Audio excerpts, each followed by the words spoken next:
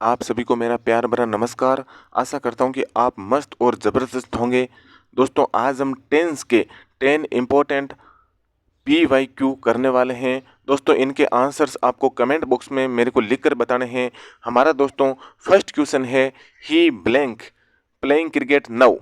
तो आपको बताना है कि दोस्तों यहाँ पर क्या आ सकता है। अगर इस सेंटेंस को देखें तो ये दोस्तों सबसे पहले आपको सेंटेंस को पहचानना है कि जो सेंटेंस दिया गया है वो किस टेंस का सेंटेंस है। क्या वो प्रेजेंट का है, क्या वो पास्ट का है, क्या वो फ्यूचर का है, और वो भी कौन सा है। तो ये दोस्तों जो दिया गया सेंटेंस है वो प्रेजेंट कॉन्टिन्यूअस का है, क्योंकि दोस्तों आपके सामने यहाँ पर एक एडवर्ब दी गई है, वो है नाउ। यानी कि जो नव है वो प्रेजेंट कॉन्टिन्यूस को बताती है।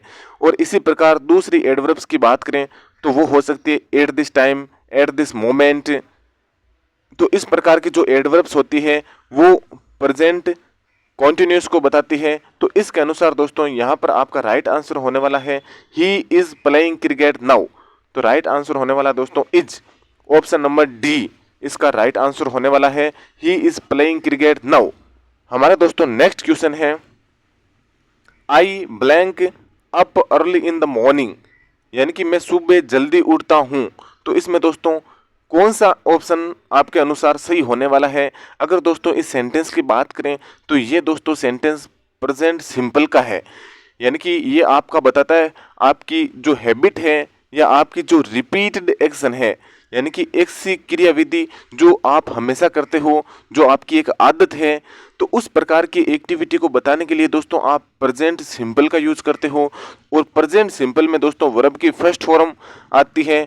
तो आपके अनुसार दोस्तों इसका राइट ऑप्शन होने वाला option number C, I get up early in the morning. I get up early in the morning, मैं सुबह जल्दी उठता हूँ। तो इसका राइट आंसर होने वाला दोस्तों ऑप्शन नंबर सी। आपके अनुसार दोस्तों इसका कौन सा जो राइट ऑप्शन है वो आपको कमेंट बॉक्स में मेरे को लिख करके बताना है। यहाँ पर दोस्तों प्रेजेंट जो सिंपल होता है उसका सूत्र होता है सब्जेक्ट प्लस वर्ब की फर्स्ट फॉर्म प्लस एस या ईएस प्लस ऑब्जेक्ट। अगर दोस्तों आपका subject he see it name आता है तो आपको दोस्तों एस या ईएस का यूज करना होता है, वरना दोस्तों आप एस या ईएस को स्किप करते हो। तो यहाँ पर आप एस या ईएस ने लगा करके आपका राइट आंसर गेट होगा, आई get up early in the morning. हमारा नेक्स्ट क्वेश्चन है दोस्तों, my friend blank for me since 2 o'clock। यानी कि मेरा दोस्त है ना वो मेरे लिए 2 घंटे से या 2 बजे से इंतजार कर रहा है। मेरा दोस्त मेरे लिए 2 बजे से इंतजार कर रहा है। तो इसका जो दोस्तों राइट ऑप्शन होने वाला है कौन सा होने वाला है, वो होने वाला दोस्तों option number C, my friend has been waiting for me since 2 o'clock। अगर दोस्तों सेंटेंस की बात करें तो ये प्रेजेंट परफेक्ट कॉन्टिन्यूस का सेंटेंस है। प्रेजेंट परफेक्ट कॉन्टिन्यूस में दोस्तों सिंस और फॉर का प्रयोग किया जाता है और वहाँ पर बीन का भी प्रयोग किया जाता है। तो यहाँ पर दोस्तों आपको दिख रहा है कि जहाँ पर सिंस और फॉर आता है वहाँ पर कॉन्टिन्यूस और परफेक्ट यानी कि परफेक्ट कॉन्टिन्यूस टेंस आता है। तो यहाँ पर दोस्तों प्रेजेंट परफेक्ट कॉन्टिन्यूस टेंस है। तो इसका राइट आंसर होगा my friend has been waiting for me since 2 o'clock। मेरा दोस्त मेरी 2 बजे से मेरा इंतजार कर रहा है। तो यहाँ पर दोस्तों ये इस प्रकार होगा। हमारा नेक्स्ट क्वेश्चन है दोस्तों, सीमा ब्लैंक डेली यस्टरडे। यानी कि आपको यहाँ से देख करके पता चल रहा है कि यहाँ पर एक एडवर्ब दी गई है, वो है दोस्तों यस्टरडे। यस्टरडे का मतलब होता है बीता हुआ कल। यानी कि बीता हुआ कल, इससे आप समझते हो कि जो वाक्य है वो पास्ट का है और पास्ट में दोस्तों वर्ब की सेकंड फॉर्म यूज होती है। तो यहाँ पर दोस्तों राइट ऑप्शन होने वाला है सीमा वेंट टू दिल्ली यस्टरडे। यानी कि सीमा है वो कल है ना, कल है ना दिल्ली गई थी या दिल्ली गई थी। तो इसमें दोस्तों ये पास्ट सिंपल का सेंटेंस है और पास्ट सिंपल में आपको पता है कि वर्ब की सेकंड फॉर्म आती है। तो वर्ब जो गो है उसकी सेकंड फॉर्म वेंट होती है, गो वेंट गोन। तो इसका राइट आंसर वेंट होगा, Seema went to Delhi yesterday. हमारा नेक्स्ट क्वेश्चन है दोस्तों, the principal blank a nice person. यानी कि यहाँ पर दोस्तों हम किसी के बारे में इंफॉर्मेशन दे रहे हैं और वो भी इंफॉर्मेशन हम प्रेजेंट में दे रहे हैं। तो अभी अगर हम किसी व्यक्ति या किसी वस्तु के बारे में हम इंफॉर्मेशन देते हैं, उसके बारे में हम कोई फैक्ट बताते हैं और वो भी प्रेजेंट के समय में, तो वहाँ पर दोस्तों हम प्रेजेंट सिंपल यूज करते हैं। और प्रेजेंट सिंपल में दोस्तों आपको पता है कि प्रेजेंट सिंपल में वर्ब की फर्स्ट फॉर्म आती है। तो दोस्तों इसका राइट आंसर कौन सा होने वाला है? The principal is a nice person, यानी कि the principal is a nice person आपका करेक्ट सेंटेंस होने वाला है। यहाँ पर दोस्तों ये इज है ना, ये वर्ब की अपने आप में फर्स्ट फॉर्म है, ये अपने आप में वर्ब की फर्स्ट फॉर्म है, क्योंकि यहाँ पर कोई दूसरी वर्ब है ही नहीं। तो दोस्तों ये इज आर एम जो होते हैं ना हेल्पिंग वर्ब, वो खुद दोस्तों मेन वर्ब का काम करती है। जब मेन वर्ब कुछ नहीं होती है तो हेल्पिंग वर्ब क्या बन जाती है? मेन वर्ब बन जाती है। तो यहाँ पर इज राइट ऑप्शन होगा दोस्तों, the principal is a nice person, यानी कि जो प्रिंसिपल है वो एक अच्छे व्यक्ति है।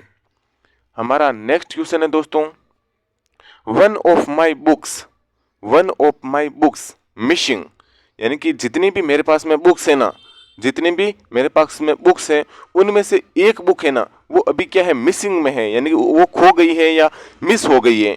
तो दोस्तों यहाँ पर बात सिंगुलर की हो रही है या प्लूरल की, इसको देखने के लिए दोस्तों आपको ये समझना पड़ेगा कि यहाँ पर बात किसकी हो रही है, यानी कि जो सब्जेक्ट है वो कौन है।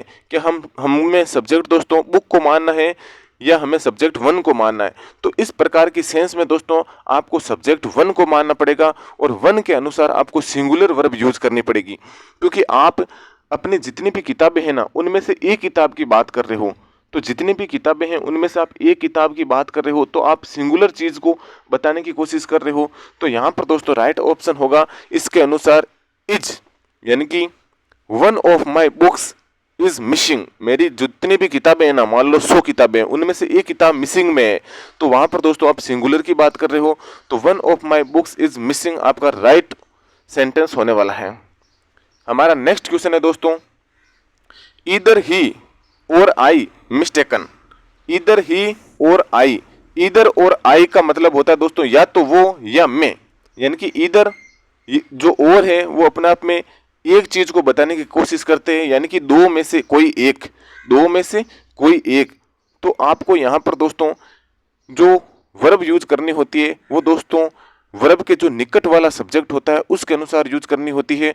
तो दोस्तों निकट है वर्ब के आई, इधर ही और आई, तो आई के अनुसार दोस्तों ना तो इज आ सकता ना आर आ सकता, आई के अनुसार आएगा दोस्तों एम। तो आपका राइट ऑप्शन होने वाला ए, इधर ही और आई एम मिस्टेकन, या तो उसने या मैंने मिस्टेक कर दी है। तो इस प्रकार दोस्तों ये आप ऑप्शन आपका सही होने वाला है। आशा करता हूँ कि दोस्तों ये चीज़ें समझ में आ रही होगी आपके। हमारा नेक्स्ट क्वेश्चन है दोस्तों, Ram blank tea before left for school, ये जो सेंटेंस है ये दोस्तों पास्ट का सेंटेंस है, और पास्ट में भी दोस्तों एक तो पास्ट सिंपल है और एक पास्ट परफेक्ट है। यहाँ पर दोस्तों पास्ट सिंपल का यूज किया गया है और यहाँ पर दोस्तों पास्ट परफेक्ट का यूज किया गया है। तो दोस्तों आपको पता है कि इस प्रकार के जो सेंटेंस होते हैं उनमें एक काम पहले होता है और एक काम थोड़ा बाद में होता है, और दोनों काम पास्ट में होते हैं। और आपको पता है कि जब दो काम पास्ट में होते हैं तो एक के लिए आप जो काम पहले होता है उसमें दोस्तों आप पास्ट परफेक्ट यूज करते हो, और जो काम बाद में होता है उसमें आप पास्ट सिंपल यूज करते हो।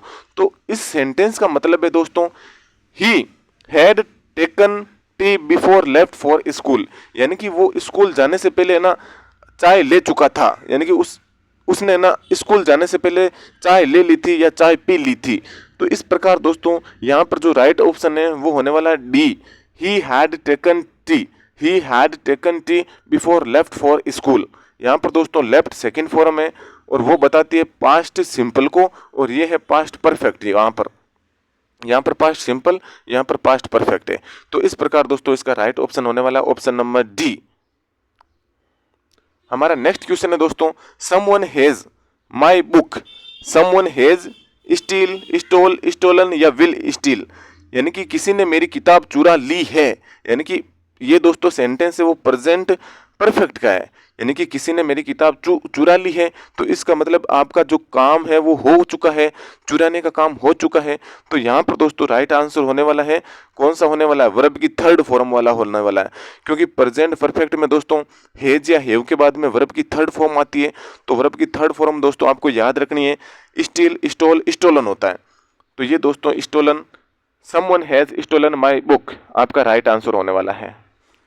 हमारा नेक्स्ट क्वेश्चन है दोस्तों, दीपक saw a snake, Deepak saw a snake while he does in the garden, यानी कि इसका मतलब है दोस्तों, जब दीपक गार्डन के अंदर वॉकिंग कर रहा था तब उसने एक स्नेक देखा था। तो मतलब उसका वॉकिंग करने का काम चल रहा था, है ना, वॉकिंग करने का काम चल रहा था और उसने अचानक क्या देख लिया, एक स्नेक देख लिया था। तो इस प्रकार के सेंटेंस में दोस्तों जब वाइल का प्रयोग किया जाता है तो वाइल के अनुसार दोस्तों आपको यहाँ पर अगले जो जो जो सेंटेंस है उसमें दोस्तों आपको कॉन्टिन्यूअस टेंस का यूज करना पड़ता है। और वो कॉन्टिन्यूअस दोस्तों यहाँ पर है पास्ट का, क्योंकि दीपक ने देखा था जब वो वॉकिंग कर रहा था, दीपक ने देखा था जब वो वॉकिंग कर रहा था। तो यहाँ पर वॉकिंग कर रहा था इसकी सेंस देने के लिए दोस्तों आपको यूज करना पड़ेगा पास्ट कॉन्टिन्यूअस। तो यहाँ पर राइट ऑप्शन होने वाला है दोस्तों see, Deepak saw a snake while he was walking in the garden, Deepak saw a snake while he was walking in the garden. तो इस प्रकार दोस्तों ये क्वेश्चन मैंने आपको बता दिए हैं। आपको कैसे दोस्तों कैसा लगा ये वीडियो? अगर अच्छा लगा है तो दोस्तों चैनल को सब्सक्राइब कर देना, वीडियो को लाइक कर देना। मिलते हैं दोस्तों अगले सेशन में, तब तक के लिए धन्यवाद।